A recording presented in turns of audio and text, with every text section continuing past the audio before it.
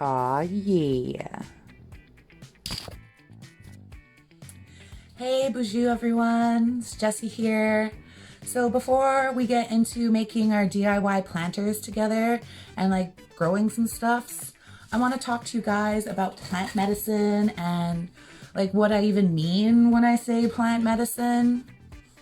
Because honestly, all plants are like medicine or have gifts to give that can help us in different ways. Whether that's like, helping our health or being proactive so that we don't get sick, or, making some flowers so that you can give to somebody later to like show your appreciation or that you're thinking about them. Plants can do a lot, they grow food for us to eat so that we can like live a good life, or at least, try to live that good life. I make a lot of mistakes and accidents, and I learn from those mistakes and accidents in life. But plants have so much to give. Each plant is different. It has its own different properties. Like, for example, this little baby sage here that I'm growing in a little DIY planter that I'll be showing you how to make in a second. Will grow. This little sage baby will grow into something like this, and when it's ready, I can collect it, dry it, and use it for smudging. Within like the sage smoke, the smudge, it actually helps kill bacteria in the air. There's studies, like scientific studies to prove this. But like, I love the smell of it. It makes me feel good. It makes me feel like I'm in the present moment. And those are just like some of the gifts and the properties that sage can give. You can also like use it in your cooking to like flavor your food. There's a lot of other things that you can do with sage. Even like with cedar here, got some, collected it, dried it. I can turn this into teas. I can boil it and make a steam. The tea has a lot of vitamins and minerals and those nutrients to help boost your immune system and like, keep you healthy. The steam helps like clear out, your airways and your sinuses. There's a lot of different things you can do with plants. And it takes a lot of time to like learn about the different plant properties and like what they can do. And even like their life cycles, like the little sage baby plant, once it like grows up, sage can last like a couple years and like live outside, versus some plants where, once the summer's over and it's flowered or it's given its fruit, that's it and it dies. But at least the fruit that it's given or the seeds that it gives off can sprout the next generation of new life, which is super awesome. Or at least I think so, I like flowers, I like eating, all that good stuff. But so I want to share how to make these little biodegradable DIY planters. But if you want to have like plants in your house all year round, you might want to use some recycled material. Like I've got this here milk jug. I'm gonna like cut that out here along this like Sharpie line that I made, so that it then like goes like this, where I can put my like rocks and my soil and then like put my seeds and more soil on top and water that so that my plants can grow. Or I can just like already like put plants in there that are already grown and ready to rock. I can personalize this, decorate it, customize it so it's like mine, or something that makes me happy. I like weird stuff a lot. Like here's my like DIY planter. I'm gonna put some plants that I want to grow all year round. I also like these because like I can like straight up hang this like on the wall or outside. It's got little hands. So I'm gonna show you how to like make different things.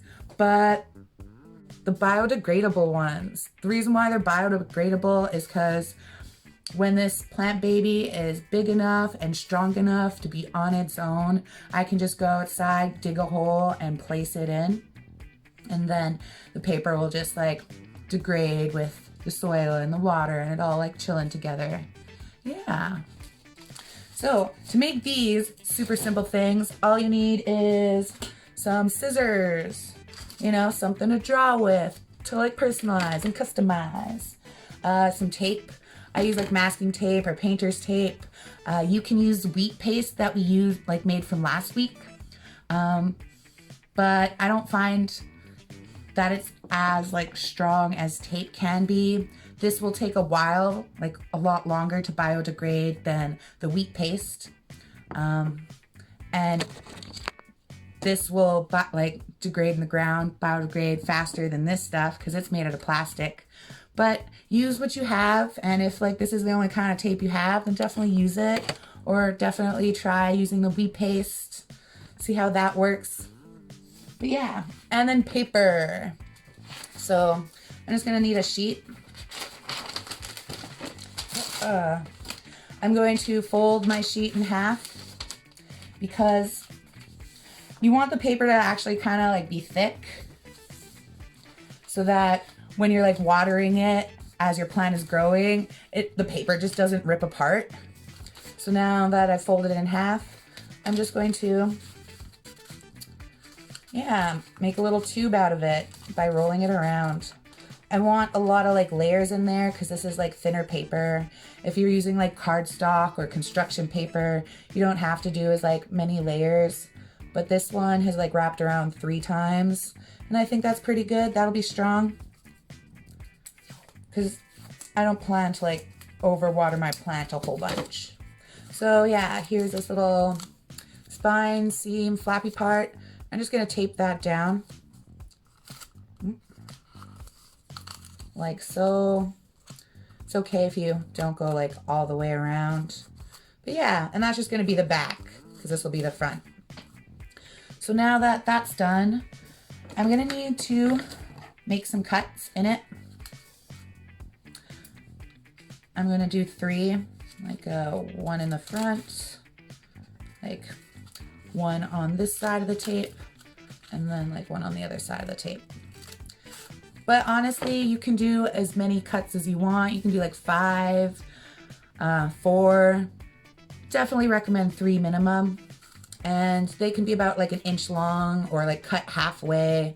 Just make sure they're not like tiny little cuts. They need to be like 1 inch or longer. And then you just like push them in. Boom. Boom. Boom. And then yeah, just like look inside and play around with it a little bit, because you don't want like a big gaping hole like this. You don't want that. You want the paper to like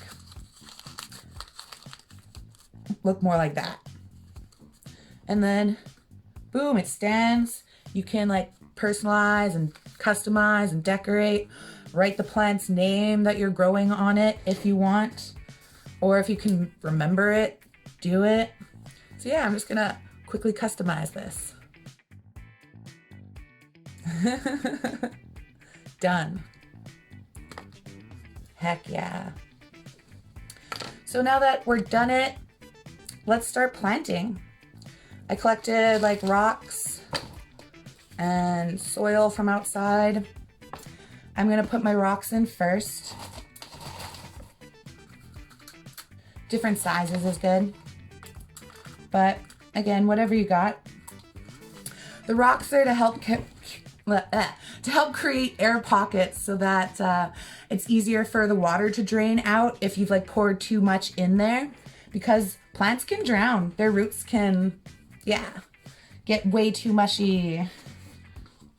So now that you got like your rocks in there, I made this little spoon from the leftover plastic from here. And I'm just gonna like fill it up. Not all the way, like, cause we're gonna need to put our seeds in. Gonna pack that down just a smidge, just a little bit.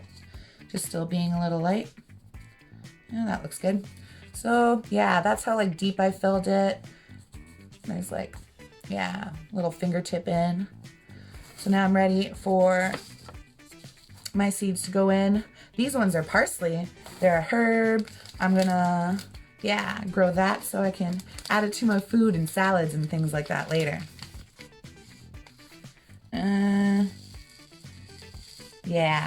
There's always instruction on the back of these things on how you like should plant them and what they will need to grow and the type of environment that's best suited for them. Yeah, always read before you do it. Yeah, so now like my little seedlings are in there. I can add a little water now if I wanted. Help get them in there. I just forgot to bring a water bottle, so I'm just gonna add some soil on top. This one I don't really pack down too much. I just like level it off.